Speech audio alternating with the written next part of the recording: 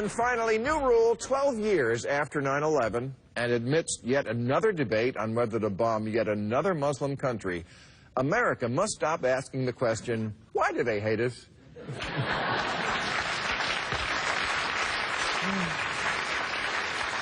Forget the Syria debate. We need a debate on why we're always debating whether to bomb someone. Because we're starting to look not so much like the world's policeman, but more like George Zimmerman.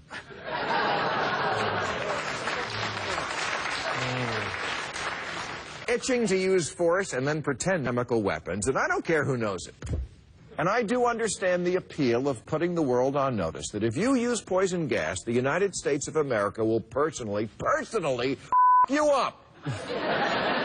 We will seek out the counsel and support of the entire nation of families, and then no matter what they say, we'll go ahead and you up.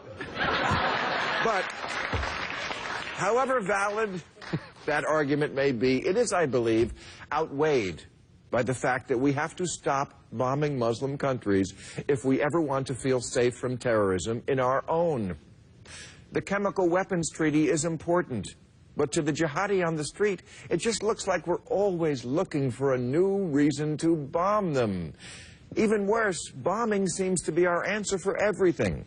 Since 1945, when Jesus granted America air superiority,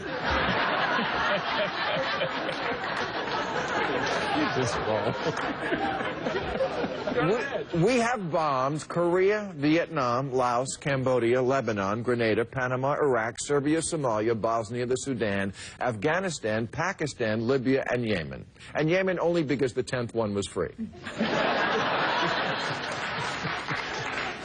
How did we inherit this moral obligation to bring justice to the world via death from above? Are we Zeus? It doesn't make any sense. Our schools are crumbling, and we want to teach everyone else a lesson. And look,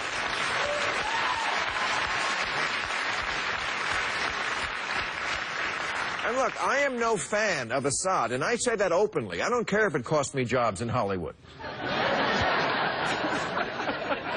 I think he is the worst kind of sociopath, the kind who commits unspeakable acts, but who looks like a shoe salesman at Macy's.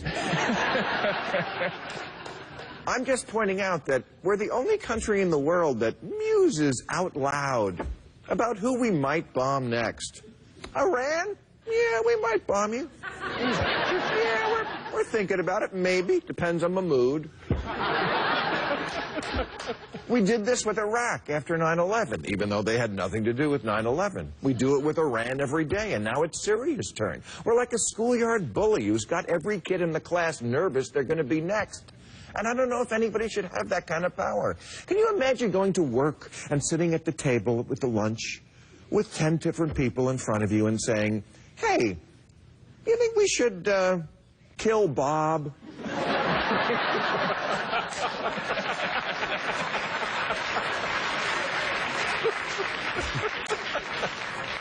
Well, it would send a message to Steve. Who acts like this? People in other countries don't talk like this. Probably because if they did, we'd bomb them. And we're the only nation, as we have seen in this Syrian fiasco, who threatens to drop bombs on you while telling you we don't want to get involved.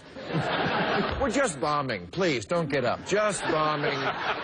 No boots on the ground. No, a little light bombing will be out of your hair in a week. I remember being on the Howard Stern show 12 years ago this week, right after 9/11. And Howard said that in retaliation for 9/11, America should bomb a Muslim country. Any Muslim country, it didn't matter which one.